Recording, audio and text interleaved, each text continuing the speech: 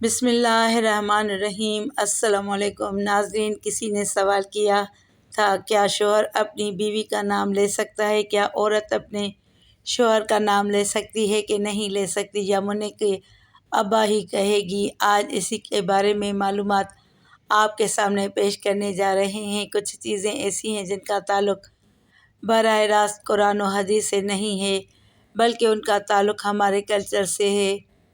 مثال کے طور پر آپ سے اگر کوئی یہ کہتا ہے کہ کسی مفتی سے کوئی آ کے پوچھے کہ کیا میں قمیض اتار کر نماز پڑھ سکتا ہوں، تو مفتی اگر عقل مند ہوگا وہ کہے گا کہ قمیض اتار کر نماز نہ پڑھے، یہ بے ادبی ہے۔ اب آپ کہیں گے کہ حدیث کا حوالہ دو، تو بھائی حدیث کا حوالہ اگر دے گا نہ حدیث کی اس کے اپ سائڈ ہے۔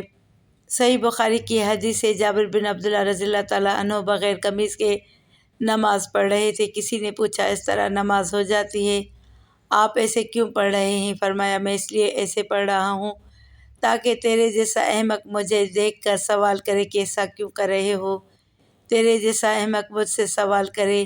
پھر کہا کہ نبی کریم صلی اللہ علیہ وسلم کے دور میں ہمیں 2 جوڑے میسر نہیں ہوتے تھے، ازار ہے تو قمیض نہیں ہے، بعض اوقات ایسے ہی پڑھتے تھے۔ اب بخاری کی حدیث سے تو پتہ چل رہا ہے کہ قمیض اتار کے نماز پڑھنا کیا ہے۔ جابر بن عبداللہ باقاعدہ یہ عمل کر کے دکھا رہے ہیں کہ اور تاکہ جو اعتراض کرے اس پہ حماقت کا بھی فتویٰ لگا رہے ہیں۔ اب آپ یہ حدیث کا حوالہ دے کے لوگوں کو قمیض اتروا دیں، یہ عقل مندی کا کام نہیں ہوگا، یہ پاگل ہونے کی علامت ہوگی۔ یہ اس طرح علامت ہے آپ نے بخاری طوطے کی طرح رٹی ہوئی ہے، آپ کے اندر سینس نہیں ہے، نہ آپ نے فقہ پڑھا نہ اصول فقہ پڑھا ہے جو قرآن و حدیث کو سمجھنے کے لیے وضع کیا گیا ہے۔ بھائی اس زمانے میں جب چونکہ صحابہ کو جوڑے میسر نہیں تھے تو قمیض اتار کے نماز پڑھنا بے ادبی نہیں سمجھا جاتا تھا، وہ تو کلچر کا حصہ تھا۔ غریب لوگ تھے اصحاب صفہ میں، ہم دیکھتے ہیں کہ حدیث میں آتا ہے کہ ایک دوسرے کی طرف پشت کر کے بیٹھے ہوئے تھے، کیونکہ لباس ستر ڈھانپنے کے لیے اتنا تھوڑا کپڑا تھا کہ وہ ایک دوسرے کی طرف رخ کر کے بیٹھنا ان کے لیے مشکل تھا۔ اتنی غربت تھی، آج کون ایسا غریب ہوگا جو بیچارہ تہبند نہ پہن سکے، اور ایک معاشرے میں پورا ڈریس پہننا ہی ہمارے معاشرے کا کلچر بن چکا ہے۔ کسی تقریب میں آپ بغیر قمیض کے نہیں جا سکتے، تو آپ اللہ کے سامنے بغیر قمیض کے کیسے کھڑے ہوں گے؟ اگر صحابی بغیر قمیض کے نماز پڑھ رہے ہیں تو ایک بڑی اچھی تقریب میں بھی وہ بغیر قمیض کے چلے جاتے تھے۔ صحیح بخاری کی حدیث ہے کہ نبی کریم صلی اللہ علیہ وسلم کے پاس ایک صحابی نے عرض کیا، یا رسول اللہ صلی اللہ علیہ وسلم، میرا اس خاتون سے نکاح کرا دیں۔ آپ نے مہر کا فرمایا۔ پتہ چلا کہ یہ لنگوٹ پہن کے نبی کی مجلس میں بیٹھے ہوئے تھے۔ بخاری کی حدیث ہے، اسی حالت میں نبی کریم صلی اللہ علیہ وسلم نے آپ کا نکاح پڑھایا تو پتہ چلا دولہے کا لباس کیا تھا۔ وہ صحابی تو غریب تھے۔ بھائی اگر کوئی بہت غریب بھی ہے تو بھی اس زمانے میں ہم اس کو لنگوٹا پہن کے شادی حال میں جانے کی اجازت نہیں دیں گے، کیونکہ ہمارے عرف میں اس کا تصور نہیں ہے، اس میں قرآن و حدیث کا حوالہ نہیں دیا جائے گا۔ قرآن و حدیث کی اگر بات ہے تو نبی کریم صلی اللہ علیہ وسلم زیادہ تر ازار پہنا کرتے تھے۔ ازار ایک چادر جو ہوتی تھی، آج کسی بھی محفل میں آپ ازار پہن کے نہیں جا سکتے، نماز بھی نہیں پڑھ سکتے، اس لیے کہ اس کو یوں سمجھا جائے گا کہ بھائی اللہ کے دربار میں جب حاضری دے رہے ہو تو پراپر ڈریس پہنو، یہ نماز کا ادب ہے۔ جیسے آپ کسی رشتہ دار کی دعوت میں جاتے ہو تو پراپر ڈریس پہن کر جاتے ہو، چڈن بنیان نہیں پہنتے، تو ہم کہیں گے کہ اللہ کا بھی یہ حق ہے کہ اللہ کے سامنے جب حاضری دی جائے تو پراپر ڈریس میں ہو، کیونکہ اب ہمارے زمانے کا عرف یہ بن چکا ہے قمیض بھی ہو ساتھ میں شلوار بھی ہو۔ اسی طرح یاد رکھو کہ عورت کا شوہر کا نام لینا صحابیہ سے ثابت ہے کہ انہوں نے اپنے شوہر کا نام لیا ہے، لیکن بہت سارے کلچرز میں ہمارے جو بہت سارے علاقے ایسے ہیں، قومیں ایسی ہیں جن میں عورت کے لیے شوہر کا نام لینا بے ادبی سمجھا جاتا ہے۔ وہ اگر نام لیں گی تو یہ سمجھا جائے گا کہ یہ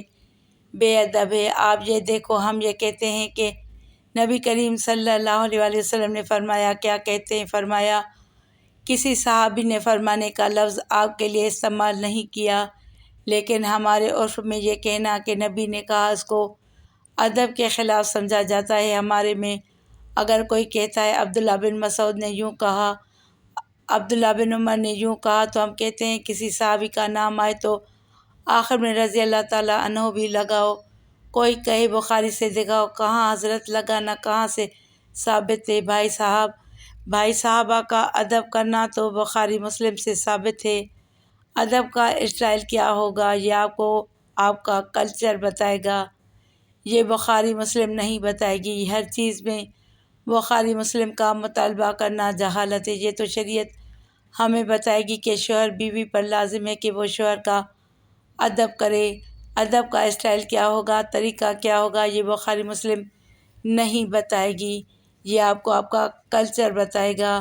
امہات المومنین بھی رسول اللہ صلی اللہ علیہ وآلہ وسلم کا نام نہیں لیتی تھی۔ کبھی حدیث میں آتا ہے کہ زوجہ نے کہا محمد آپ کہہ سکتے ہیں، اس لیے نام نہیں لیتی تھی کہ نام لینا ادب کے خلاف، اور وہ چونکہ نبی تھے اور قرآن نے ان کا نام لینے سے منع کیا کہ ایسے مت پکارو جیسے دوستوں کو پکارتے ہو، تو اس سے اتنی بات تو ثابت ہوتی ہے کہ بعض اوقات نام لینا بے ادبی سمجھا جاتا ہے۔ تو جس قوم میں نہیں سمجھا جائے گا وہ نام لیں، جس قوم میں سمجھا جاتا ہے وہ نام نہ لیں۔ اور آسان مثال بتاؤں، دیکھو اللہ نے عورت کا جو پردہ عورت پہ فرض کیا ہے، سگے بھائی سے پردہ فرض نہیں ہے۔ ایسا ہی ہے، سگے بھائی سے پردہ فرض نہیں۔ سگے بھائی کے سامنے عورت اپنی کلائیاں کھول سکتی ہے، اپنی پنڈلیاں کھول سکتی ہے، یعنی ان کا پردہ نہیں ہے۔ سر کے بال دکھا سکتی ہے، اس کا پردہ نہیں ہے، لیکن شریف خاندانوں میں اس کو معیوب سمجھا جاتا ہے، اور شریعت نے بھی اس کو معیوب سمجھنے پر پابندی نہیں لگائی۔ کسی بھی اچھے خاندان میں کبھی ایسا نہیں ہوتا کہ لڑکی جو ہے نا وہ گھٹنوں تک اسکارف پہن کے بھائی کے سامنے آ کے بیٹھ جائے۔ اچھے خاندانوں میں ہم نے دیکھا ہے کہ جوان بیٹی جب باپ کے سامنے بیٹھتی ہے تو سر پہ دوپٹہ لیتی ہے، کیونکہ عرف عام میں اس کو اچھا سمجھا جاتا ہے۔ تو ادب کا تعلق بہت حد تک کلچر سے بھی ہے، بہت حد تک عرف عام سے ہے۔ عورت اپنے شوہر کا نام لے یا نہ لے، شریعت نے اس میں دونوں چیزیں رکھی ہوئی ہیں، لے بھی سکتی ہے اور نہیں بھی لے سکتی۔ شریعت نے یہ کہا ادب کرو، کسی قوم میں ادب کے خلاف سمجھا جا رہا ہے تو وہ نام نہ لے، ادب کے خلاف نہیں سمجھا جا رہا تو وہ نام لے، کیونکہ اس میں برا نہیں سمجھا جائے گا۔ ہم اس کو اس لیے پروموٹ کرتے ہیں کہ اس کلچر کو نام لینے والے شریعت میں شوہر کا بہت احترام ہے، جو آج کل ختم ہو رہے ہیں۔